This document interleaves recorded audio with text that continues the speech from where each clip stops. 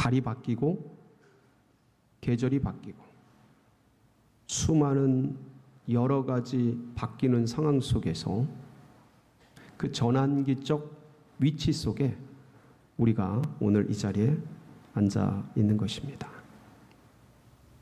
우리 몸은 육을 입고 있지요. 영적인 자리에 앉아 있습니다. 세상에서 살다 왔습니다. 하나님을 예배하는 그런 자리입니다. 그래서 우리는 이 자리에서 무엇을 생각해야 될까? 무엇을 바라봐야 할까? 다시 한번 돌아보지 않을 수가 없습니다. 늘상 하던 그대로, 사회에 있던 그대로 우리가 여기에 있지 않기를 원합니다. 주님이 원하시는 그 마음, 주님이 바라시는 그 심정, 지나가는 것에 마음을 두는 것이 아니라 영원한 것에 우리의 심정을 두고 관심을 두고 그렇게 살아가는 우리 모두가 되기를 원합니다. 고사성어 중에 각주구검이라는 성어가 있습니다. 색일 각자에 배주자, 부할 구자, 칼 검자를 씁니다. 배에다 새겨서 칼을 구한다, 이런 뜻입니다. 이게 어떻게 발원이 되었냐면 옛날 춘추 전국시대 초나라의 한 젊은이가 양자강을 건너게 되었습니다. 근데 그는 집안에서 내려오는 아주 극히 비싼 보검을 품고 그 배를 타고 양자강을 건너게 되었습니다. 그러던 중에 양자강 중간쯤 갔는데 자칫 실수를 해서 이 보검을, 그 비싼 검을 강에 떨어뜨리고 말았습니다. 그래서 이 젊은이는 주머니에서 바로 주머니 칼을 꺼내서 그 칼이 떨어진 위치를 배에다 새겼습니다. 그리고 길을 건너갔어요. 다 내린 후에 그 배를 타고 칼을 찾으러 갔습니다. 배에 새겨진 위치에서 칼을 찾는데 찾을 수 있었을까요? 혹시나 우리가 흘러가는 인생이라는 배에 거기다 그때그때 일어나는 일들을 새기고 있지는 않은가? 영원한 관점, 영원한 시각을 잃어버린 채 흘러가는 인생의 배 위에 우리의 어떠함을, 그때 일들을 새기는 우를 범하고는 있지 않은가? 우리는 이 전환기적 위치, 8월 마지막 주일 이 자리에서 다시 한번 영원하신 주님의 뜻이 무엇인지를 가슴에 새기면서 주님의 그 시각을 우리 심정에 잘 박힌 모처럼 다시 한번 새기고, 그래서 그 말씀을 붙들고 살아가는, 그 주님의 마음을 붙들고 살아가는 모든 성도님이 되어지시기를 축원합니다. 그래서 오늘 이 본문의 말씀은요, 그러한 마음을 사모하는 백성들에게 아주 너무나 좋은 그런 말씀이 되겠습니다. 예수님과 제자들의 대화입니다. 본문 내용은, 근데 이 본문 내용 배경에는, 바탕에는 사마리아 한 여자가 등장해서 예수님과 대화하는 내용들을 토대로 하고 있습니다. 그래서 이 사마리아 여인과의 대화 속에서 배경 설명이 돼야 오늘 예수님과 제자들이 본문에서 말씀하고 있는 내용이 무엇인지, 제자들은 도대체 뭐에 빠진 건지, 예수님이 말씀하시는 것은 어떤 의미인지 그것들을 입체적으로 명확하게 알 수 있게 됩니다. 그래서 예수님과 여인과의 대화의 배경을 잠시 설명하고 빠르게 제자들과의 대화로 넘어가도록 하겠습니다. 예수님께서 유대 사역을 마치고 갈릴리로 올라갈 때 일입니다. 유대에서 갈릴리로 올라가는 길은 당시에 크게 세 가지가 있었습니다. 하나는 지중해 쪽으로 난 해변길입니다. 바다를 타고 올라가는 길이에요. 그리고 또 하나는 우측에 난 요단강 강변길입니다. 강을 타고 올라가는 길이지요. 요한복음 4장 3절 4절에 보면 우리가 엿볼 수 있는 말씀이 있습니다. 한번 보실까요? 시작. 다시 갈릴리로 가실새 사마리아를 통과하여야 하겠는지라. 사마리아를 통과하여야 하겠는지라.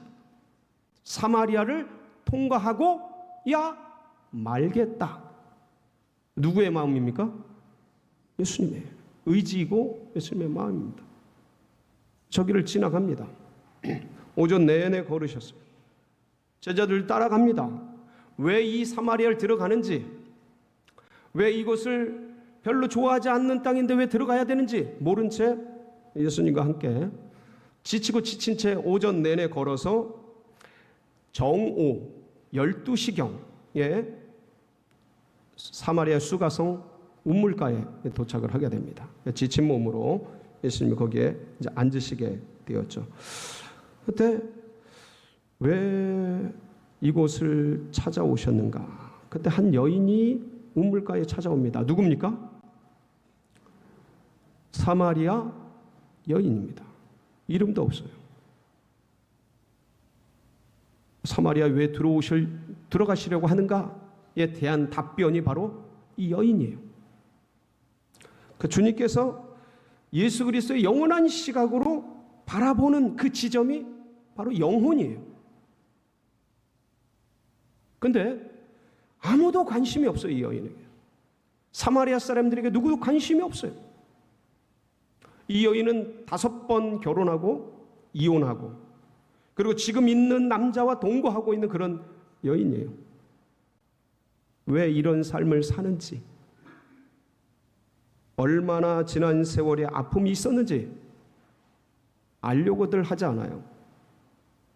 마을 사람들이, 사마리아 사람들이 그냥 손가락질하지요.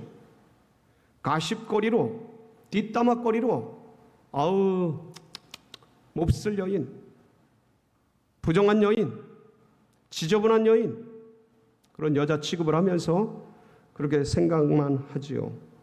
그 여인의 인생이 얼마나 혹독했는지, 그 삶이 얼마나 괴로웠는지, 지난날의 아픔이 얼마나 컸는지에 대해서 전혀 관심이 없어요. 이 여인이 가지고 있을 만한 그 외로움, 그 내면의 우울함, 공허함, 허무함, 그것들을 별로 생각하려고 하지 않습니다. 주님은 그러한 그 여인을 향해서 걸어오신 거예요. 그리고 그 여인과 대화를 합니다. 물 한 잔만 주시오. 여자는 이상한 거예요. 왜냐하면 같은 사마리아 사람, 같은 유대인끼리도 남자와 여자는 낯선 사람들이 대화를 하지 않는데 이 당시엔 더 했죠. 지금으로부터 2000년 전이니까. 근데 아예 종족 자체가 이 당시에는 서로 다르다고 생각하는 사마리아 여인에게 유대인 남자가 말을 거는 거예요. 뭐 달라고요? 물을 달라고. 물 한 잔 주시오. 아니 사마리아 남자가 왜 나에게 말을 것입니까? 근데 주님이 그런 말씀을 하십니다. 하나님의 선물과 너에게 물을 달라 하는 이가 누구인지를 알았더라면 네가 나에게 물을 구했을 것이다. 내가 생수를 너에게 주었을 것이다. 아니 당신은 물을 그릇도 없는데 어디서 물을 구한단 말입니까? 당신이 야곱보다 크니까 우물을 가지고 있습니까? 네가 먹는 물은 다시 목마르려니와 내가 주는 물은 다시 영원히 목마르지 아니하니라. 네 배에서 생수의 강이 넘쳐나리라. 오 주님, 그런 물이 있으면 저에게 주어서 다시는 물 들어오지 않게 하소서. 네 남편을 불러와라. 남편이 없습니다. 옳도다. 네 남편이 5이 있었으나 그리고 지금 있는 거하는 그 남자는 동거하는 자에게 남편이 없다 하는 말이 옳도다. 여인이 깜짝 놀랍니다. 오, 선지자로소이다. 어떻게 알았지? 나의 과거를 말도 안 했는데. 그래서 그 여인의 내면 속에 있었던 예배에 대한 목마름을 질문을 하죠. 당신들은 예루살렘에 예배할 곳이 있다 하는데 우리는 여기서 예배를 드립니다. 이 그리심산에서 예배를 드립니다. 예배에 대한 목마름을 얘기할 때 예수님이 그 얘기 하십니다. 여기서도 말고 예루살렘에서도 말고 아버지를 예배할 때가 오니 곧 이때라. 아버지를 예배하는 자는 영과 진리로 예배할 지니라. 그럼 부정한 여인 같고 버려진 여인 같은데 이 여인에겐 이런 예배에 대한 사모함이 있었고요. 그리고 그 다음에 말하는 것이 기가 막힌 말을 합니다. 이 여인이 메시아 곧 그리스도가 오실 텐데 그분이 이 모든 것을 다 알게 할 것입니다. 그리스도에 대한 신앙 고백을 합니다. 그때 주님이 뭐라 그러셔요? 내가 그니라. 이 얘기를 들은 여인이요, 물을 들어온 양동이를 물동이를 버려둔 채 어디로 들어갑니까? 마을로 뛰어 들어갑니다. 여러분, 낮 12시에는 유대인들이 생활하는 시간이 아닙니다. 밖에서. 그러니까 이 여인은 동네 사람들하고 어울리는 사람이 아닙니다. 왜냐하면 동네 사람들이 얼마나 많이 이바구를 하겠습니까? 얼마나 뒷담화를 많이 하겠습니까? 얼마나 온전치 못한 부정한 여인으로 취급을 하겠습니까? 그런 대우를 받으면서 어디 거리를 다닐 수 있겠습니까? 그 낮에 아무도 움직이지 않는 그 시간에 물 들어오고 보이지 않게 생활하고 조용히 없는 듯이 지내던 여인인 거예요. 성격은 어떤지 모릅니다. 근데 그런 여인이에요. 그러니까 마을 사람들이 보기에 이 여인은 그림자 같은 여인인 거예요. 눈에 보이지 않는. 근데 이 여자가 미친 듯이 동네 한복판에 들어와서 동네 사람들 나와보시오, 나와보시오. 내 지난날의 삶을 온전하게 알고 있고 말을 한 이분이 그리스도가 아니신가? 메시아가 아니신가? 메시아를 만나러 오시오. 미친 듯이 소리를 지르는 거예요. 그 동네 사람들은 이 여인이 만난 그 사람이 누군지도 궁금했겠지만 진짜 궁금한 건 뭐예요? 이 여자가 어떻게 이렇게 된 건가? 이 여인이 조용한 여잔데, 내성적인 여잔데, 은밀하게 보이지도 않는 여잔데, 우리하고 말도 섞지 않는 그런 여잔데 저렇게 미친 사람처럼 떠들어대는 저 여자가 저렇게 된 그 사람이 도대체 누군가? 다 나온 거예요. 그냥 끌려서 그냥 궁금해서 그냥 이 여인을 따라 어디로 나오는 겁니까? 마을에서 수가성 우물가로 쫙 오고 있는 거예요. 자, 이때 제자들은 주님을 만나서 이제 식사거리를 준비해 온 거예요.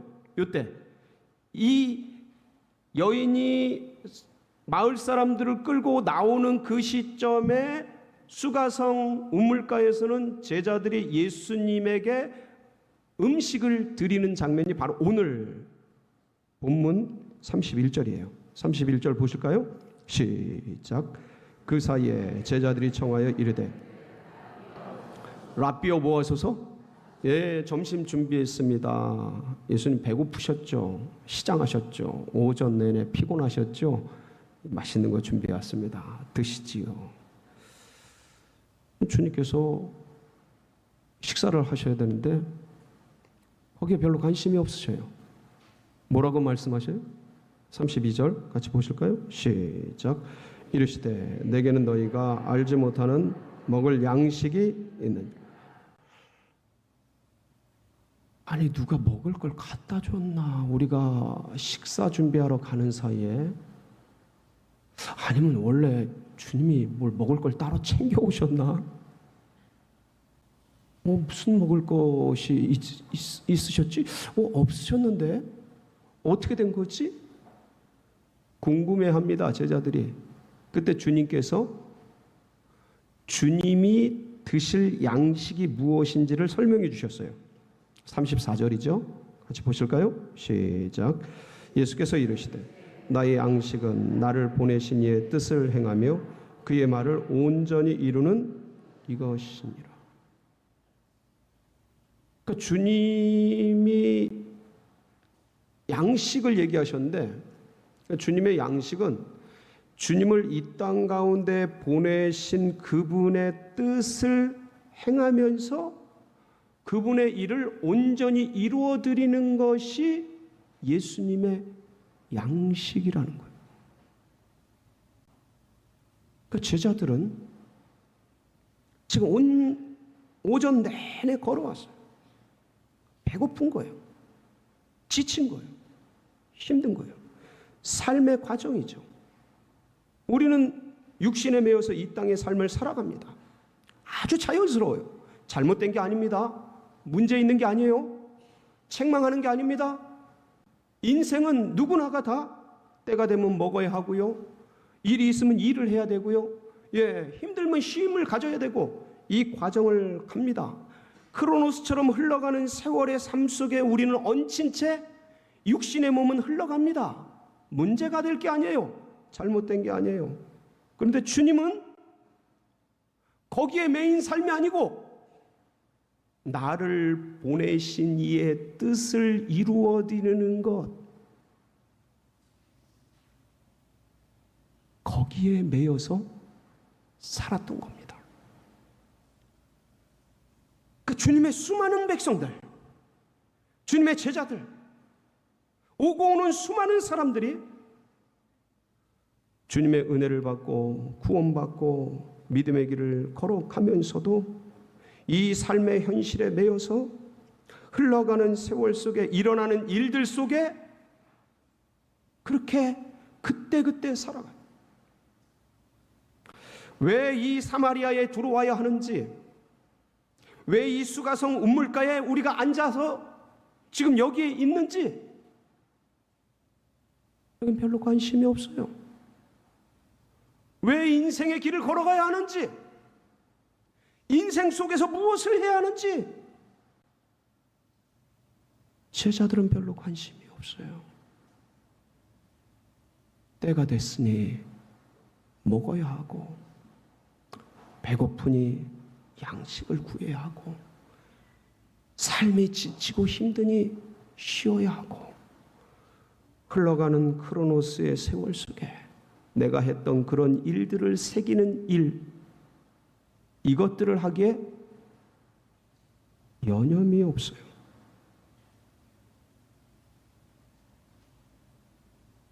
왜 여기 있는지, 내가 여기서 무엇을 해야 하는지 별로 관심이 없어요.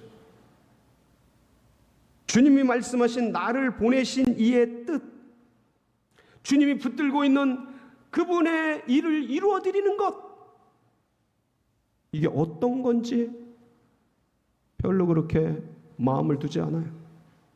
그러니까 보는 눈이 완전히 다른 거예요.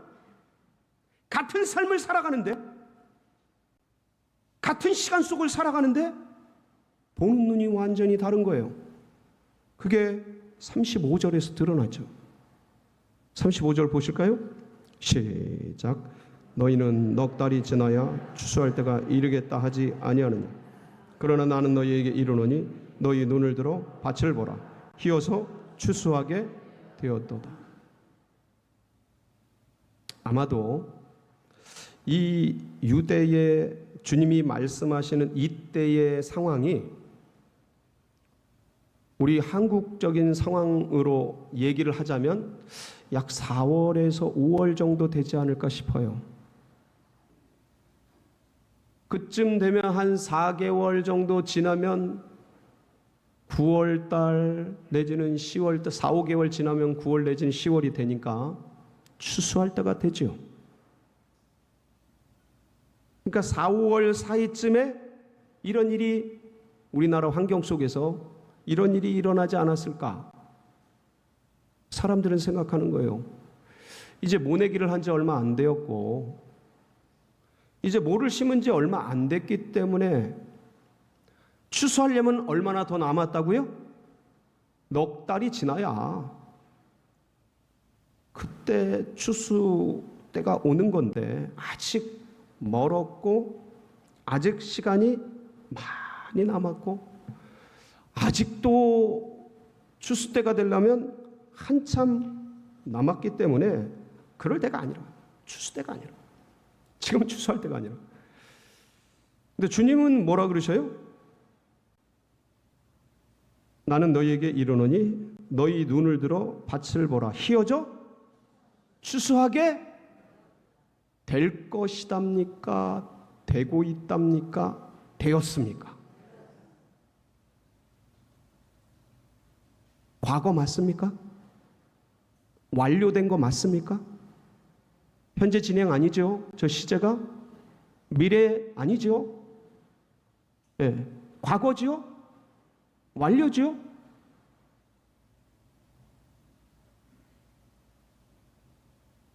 제자들은 현장에서 세상을 보는 눈으로, 뭐를 보는 눈으로 그렇게 세계를 보고 있어요. 배가 고프니까 밥을 먹고 힘드니까 쉼을 갖고 일이 있으니까 일을 하고 오케이. 주님은 전혀 같다. 지금 여인이 동네 수가성 사람들을 쫙 모아가지고 예수님이 머물러 있는 우물가로 오고 있는 중이에요. 멀리서 보아하니까 하얀 터번을 쓴, 유대인들도 하얀 터번을 씁니다. 이슬람뿐만 아니라 하얀 터번을 쓴 사람들이 흰 옷을 입고 쫙 밀려오는 거예요. 그것을 바라보는 주님의 마음은 그 영혼들이 추수할 대상으로 희어져 추수한 백성들로 저들에게 복음이 필요하고 저들에게 영생의 은혜가 필요한 것을 확인하시면서 그들을 바라보고 계신 거죠. 우리 다시 이 심정으로 이 가을에 추수감사절이 2달 뒤에 찾아옵니다. 우리 영혼의 결실을 주님 앞에 올려드리면서 주님이 그 구령의 열정으로 사마리아 여인을 찾은 것처럼 나를 찾아오셨고, 그래서 그 심장을 가진 그 한 영혼이 나를 만나주셔. 그래서 우리가 여기에 있는 것처럼 우리도 영혼, 한 영혼을, 한 심령을 주님 앞에 올려드리면서 이 복을 함께 누리고 그 영원한 시각을 가지고 그렇게 살아가는 우리 모든 성도님들이 되시기를 주의 이름으로 축복합니다.